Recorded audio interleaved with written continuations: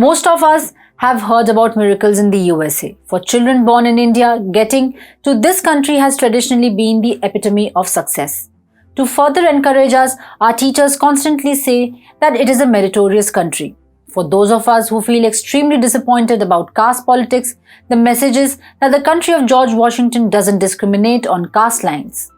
We are here to break this illusion. It is 2023 and the country, situated nearly 12,000 kilometers from us, is filled with people hating others because they belong to different castes. The hatred now has a legal recognition in Seattle. Hi and welcome to TFIPost. I'm your host Ananya Sharma. Let's begin with the video report.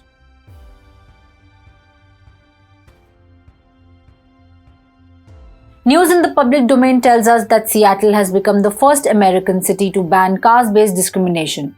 Now, caste will be treated at par with immutable characteristics like gender, race, country of origin, among others. The resolution was moved by Kshama, a city council member of Seattle. It was passed with a majority of 6-1. While on the face of it, the resolution is well-intentioned, it just extends India's caste ban to the USA. Any person with any sense of morals would be up for it the moment they get a brief about it.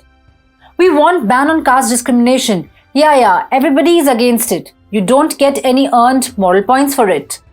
The problem is that it is not as simple as it seems. Beyond this moral superiority underlies a deep division and hatred for unity of Indians and South Asians living abroad.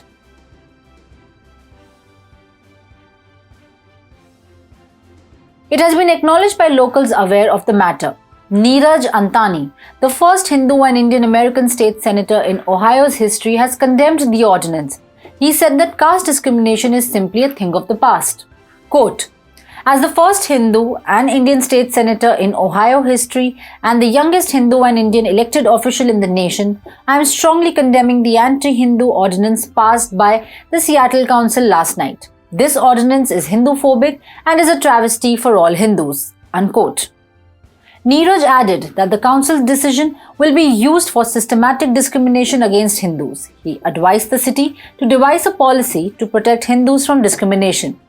Neeraj's fears have been echoed by bodies like Coalition of Hindus of North America and Hindu American Foundation.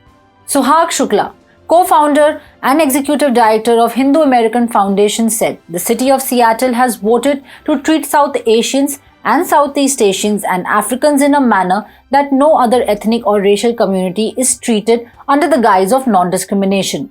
It has voted yes to discriminating against ethnic minorities, repeating the ugliness of nativists in the state nearly a century ago.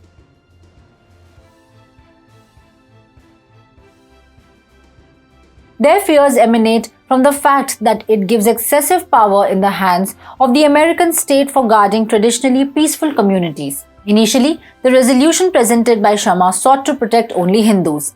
After a few rounds of protests, some changes were introduced at the 11th hour. The modified bill worsened it not only for Hindus, but the Asian community as a whole. It clearly states that wherever Hindus went, they carried their caste legacy too. According to the ordinance, police will have power to check whether immigrants, refugees, and diasporic communities from South Asia, Southeast Asia, countries like Japan, African countries like Nigeria, Somalia, and Senegal, and the Middle East are engaged in any caste discrimination or not. Effectively, what the ordinance is saying is that it is Hindus who have polluted the atmosphere of places where they migrated to.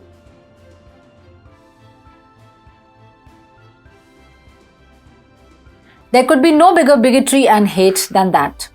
So much so that even Dalits, for whom people like Kshama claim to be fighting for, are not happy with it.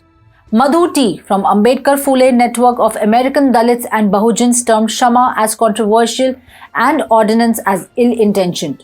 She had no qualms in accepting that it would only harm South Indians, particularly the Dalit Bahujans. Madhu T. seems to have gotten hold of the philosophical aspect of it. The ordinance is nothing but an ideological subversion of the highest order. It's a classic Marxist ploy. Give me more power to protect you, else you and your community will burn down. What this ordinance does is open the floodgates for caste-based discrimination in the USA.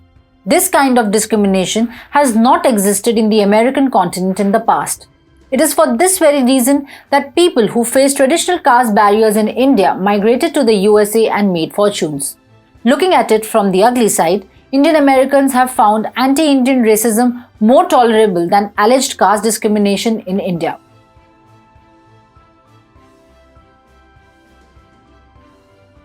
The question is, how did this come to the fore?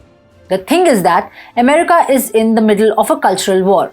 The Marxist idea of the bourgeoisie versus the proletariats has been extended by left-wing American professors to every social entity. Instead of individualism, people are now identified by their groups. Whites versus blacks, men versus women, straight versus LGBTQ are some of the common dividing lines in the country. Racist, sexist, homophobic, Islamophobic are some of the most popular slogans. Amongst them, caste has also emerged as a new tool of oppression. Now, you may say it's America and they must have done empirical studies on existing caste lines there. It was done by Equality Labs, an organization actively involved in the Kashmir conflict industry.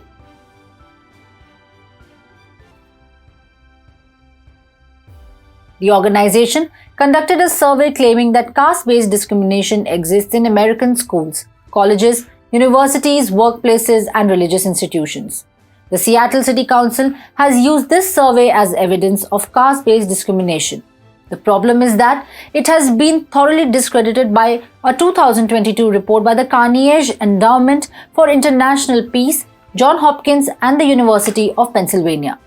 Combined by the aforementioned three institutions effectively said that Equality Labs has pummeled a hypothetical caste angle to discrimination against Asians. Referring to the study, V. Kadam from Dalit Bahujan Solidarity Network said that discrimination exists, but it is on origin, gender, and skin color. Makers of the survey taken by Equality Labs were so shrewd and so demonically intentioned that they dropped the names of those who do not identify with caste. To put it simply, people like Thanmodi Soundarajan, Executive Director of Equality Lab and anti-Brahmin activist, are not able to look at people as individuals. They divide people into categories, oppressed and oppressor. If the first one is suffering from any problem, then it is the fault of the second category. It does not matter how the person ended up in the wrong circumstances. It's the oppressor's fault. Nothing could be more tribal than that. But it is a reality in today's politics.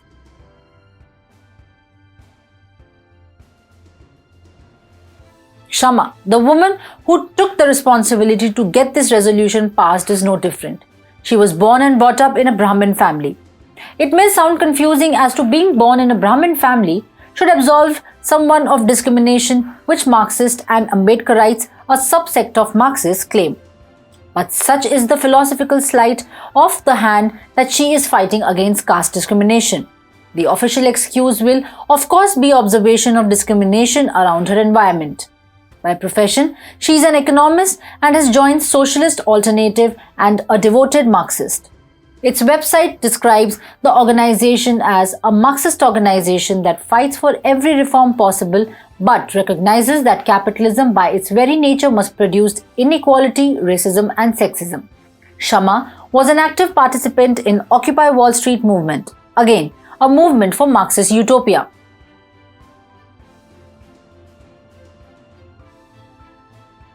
Recently, Kshama co-authored a piece about her resolution in Indian Express newspaper.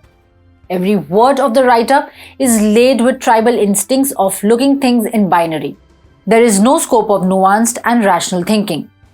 One of the examples of caste discrimination cited by her is that of a 2001 case in which an upper caste man was found guilty of trafficking Dalit girls and young women. Another case of accusation of labor trafficking, servitude and exploitation on Bocha Sanvasi Akshar Purushottam Swaminarayan Sanstha or the BPAS has been claimed as caste-based discrimination. The only reason Kshama has for terming them as caste suppression is that the women in the 2001 case and most of the accusers in BAPS case belong to the politically correct community of Dalit. So, even if the person belonging to the general category in India got embroiled in a fight with a non-general category, he is engaged in caste discrimination. Though it is not true, and the other way round. What kind of logic is this? Perverted logic is the right phrase to describe it. Somehow, this illogic is repeated to a sickening degree. so much so that it is close to acquiring the status of truth. No community could survive on it. Now that the resolution has been passed in Seattle, other cities and states will follow it. New studies will be published showcasing Indian Americans of general category possessing more wealth than non-generals. No one will credit these people for their back-breaking hard work. Instead, it will be claimed that they got it because they oppressed other Indian Americans living there. That is the classic blueprint of anti-Brahmin and anti-Jew hatred for that matter. Ronald Reagan once quoting someone said, "If fascism ever comes to America, it will come in the name of liberalism." It has arrived and is now ready to engulf Indian Americans. Caste discrimination is going to be used to punish the strong and more productive Indians. That is the ultimate end of this class-based guilt.